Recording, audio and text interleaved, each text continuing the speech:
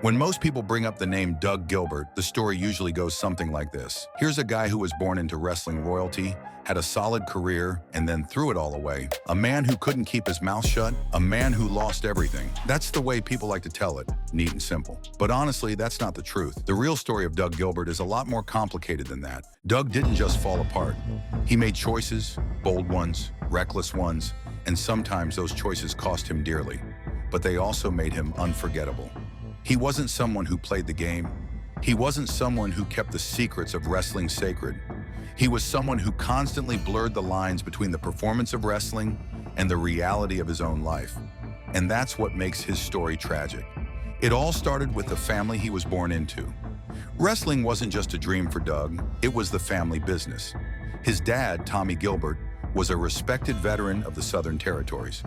He wasn't a huge national star, but he was steady, reliable, and respected everywhere he went. His older brother, Eddie Gilbert, was even more influential. Eddie wasn't just a good wrestler, he was one of the most creative minds the business ever saw. He had a run in the WWF in the early 80s, got national exposure, and later became a booker who could dream up storylines people still talk about today. So Doug came into the business with all that on his back. On the one hand, it gave him opportunities. People knew the name Gilbert, and that helped open doors. But on the other hand, it put him in a position where he was constantly being compared. When your brother is seen as a prodigy and your father is respected by everyone in the locker room, how do you carve out your own identity? Doug himself admitted the pressure, saying, "Anytime you have to live up to the standards my dad and brother set, there's going to be pressure." That pressure shaped his career from the start. Doug made his debut in 1986 at just 17 years old, trained by his dad and jumping into the Continental Wrestling Association. Like a lot of rookies, he tried different characters before stepping out under his own name. In 1989, he won his first title, the ICW Tag Team Championship with Dennis Condrey. For a teenager just a few years into the business, that was proof he could hold his own. Through the late 80s and 90s, Doug carved out a solid career. He won championships across the USWA, worked in ECW, and even went to Japan, where he wrestled in brutal matches in IWA Japan. He held the USWA Heavyweight Championship 5 times, the Tag Team titles 6 times, and teamed with Eddie in ECW to win the ECW Tag Team Championships in 1993. He wasn't just living in his brother's shadow, he was building his own resume. But no matter how much he achieved, the comparisons to Eddie were always there. Eddie had that run in the WWF. Eddie was a booker with real creative power. Eddie was a star. Doug was respected, but more locally. He was the territory guy, the Southern outlaw. And that difference in scale made all the difference in how people saw them. Eddie was the genius. Doug was the fighter. And that gap weighed on him. Now, Memphis wrestling was known for going all out, pushing storylines to the point where even the boys in the locker room sometimes didn't know where the work ended and reality began. One of the wildest examples was when Eddie, still recovering and trying to prove himself, was booked in a stunt where he was supposed to run over Jerry Lawler with a car. Yes, that was the actual storyline. Hit the biggest star in Memphis with a car in the middle of a feud, and Doug was sitting right there in the passenger seat. Now think about this. You're sitting next to your brother, you're in on the stunt, you know it's supposed to be a work, and then the car hits Lawler, and he doesn't just roll off like planned, he flies up onto the windshield, smashes against the glass. And in that split second, Doug thought Lawler was dead. That's not me exaggerating, that's what Doug himself said later. For a moment, he thought he was sitting in a car that had just killed Jerry Lawler live on camera. The lines were so blurry you couldn't always tell what was real and what was part of the show. It made for incredible television, but it also created these situations where real consequences were just one step away. And speaking of consequences, nothing showed that better than what fans now call the milkman angle. In the middle of a feud, Brian Christopher gets on the mic and says Doug Gilbert isn't really Tommy Gilbert's son, he's the son of the milkman. Just a dumb heel insult to get under someone's skin, right? Wrong. That line didn't just disappear when the camera stopped rolling. It went home with the Gilberts, and it cut deep. Doug's mom, Peggy, didn't take it as a joke. She didn't laugh it off. She saw it as a direct attack on her family. To her, it wasn't part of a storyline, it was slander. So what did she do? She took it out of the ring and into real life. She sued the network that aired the segment. Think about how unheard of that was. A wrestling promo ending up in a real courtroom. But Peggy wasn't backing down. She went after them, and she won. The network settled.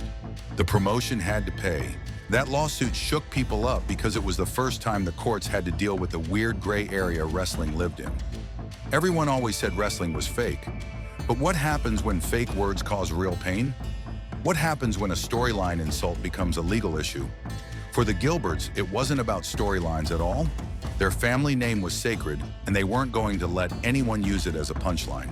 For Doug, watching his mom fight that battle and actually win taught him something. It taught him that wrestling might call itself entertainment, but the things said and done in the ring could spill over into real life in ways that couldn't be ignored. And it taught him that sometimes, when people cross the line, the only way to fight back was to break the rules of the business. Step outside of kayfabe. Deal with it head on. You can trace that lesson straight to what Doug did years later in his infamous shoot promo. When he grabbed the mic and went off on Jerry Lawler and Randy Hales, when he tore down the curtain and said things you weren't supposed to say, that wasn't out of nowhere. That was Doug following the same playbook his mom had shown years earlier. Don't sit there and take it. Don't play along when they're messing with your family. Hit back, even if it costs you. And that's the core of who Doug Gilbert was. He wasn't the kind of guy to separate the work from reality. He didn't brush off insults just because they happened in front of a camera. And only his true fans know that he also had some classic promos. For example, the night he grabbed a mic in 1999 and just went off. That promo is the thing that stuck, the thing that turned him from just another tough Memphis wrestler into a legend of controversy. And the wild part is, it didn't even happen in some giant arena. It happened at a small local TV taping for Power Pro Wrestling in Memphis. Doug was in a feud with Brian Christopher at the time. Now Brian was Jerry Lawler's son. Everyone in the city knew it, but in wrestling, that was one of those things you didn't talk about on TV. It was an open secret, but still completely off limits. So the plan was for Doug to cut a regular promo on Brian, hype up their feud, the usual wrestling stuff. But Doug had other ideas. The second he got the mic, it was like a switch flipped. He didn't just talk about their feud, he started tearing down the walls of wrestling itself. He looked at Brian and flat out told everyone that yes, he was Jerry Lawler's real-life son. That was rule number one broken right there. But he wasn't done. He went after the booker, Randy Hales, accusing him of smoking crack.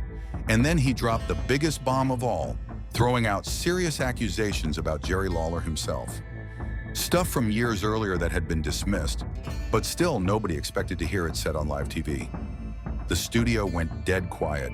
People didn't even know how to react. This wasn't just a wrestler shooting a little bit. This was Doug completely throwing kayfabe in the trash and stomping on it. He wasn't cutting a promo anymore. He was speaking as Doug Gilbert, the man, with years of frustration and anger pouring out all at once. By the time he dropped the mic, everybody knew his career in that company was finished. Sure enough, he was fired immediately. No second chances, no long meetings. He was gone before the dust even settled.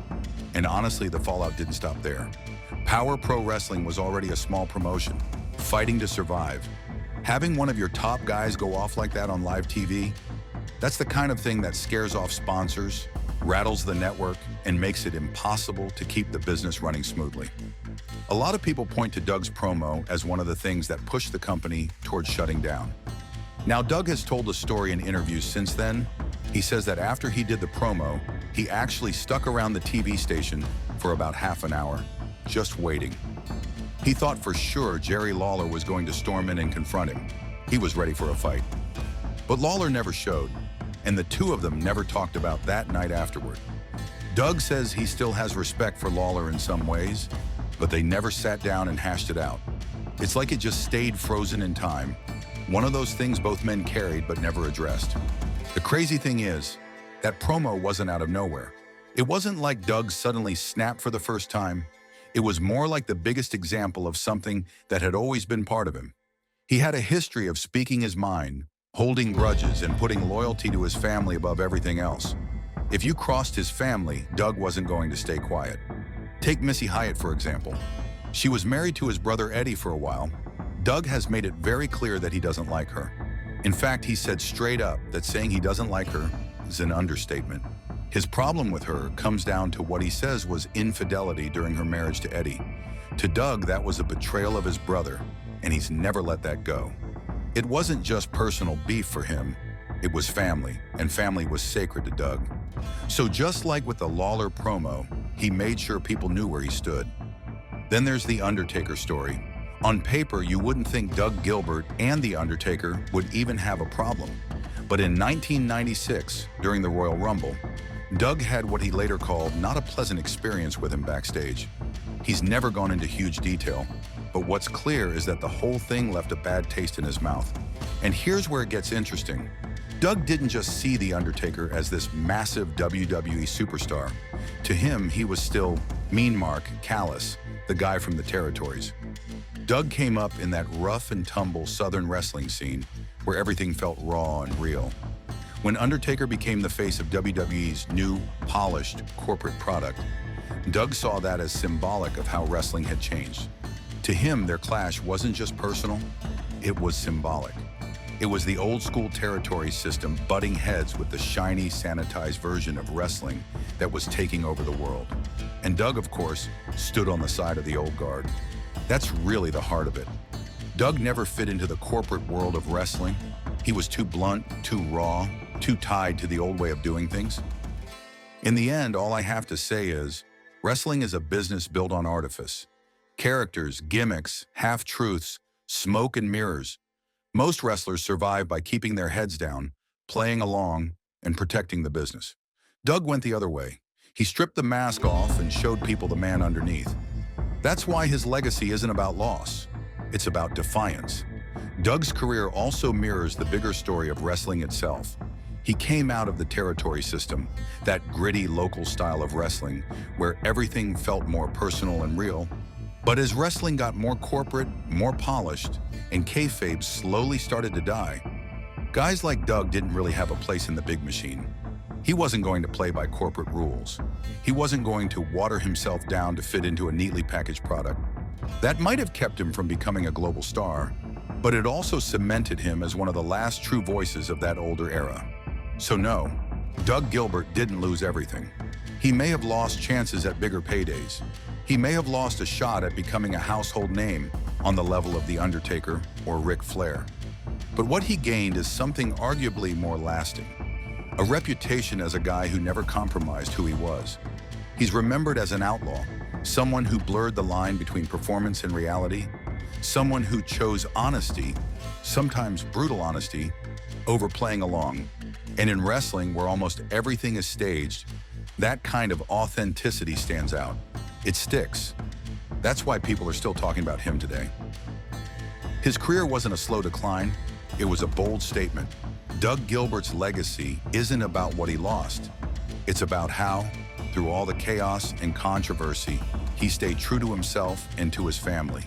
And that's a story that's going to outlive any single match or title belt.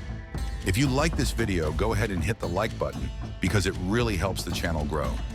Make sure to subscribe so you don't miss more wrestling stories and deep dives coming soon. And tell me in the comments what you think about Doug Gilbert. Do you see him as reckless, or do you think he was one of the last real outlaws who said exactly what was on his mind? I'd love to read your thoughts.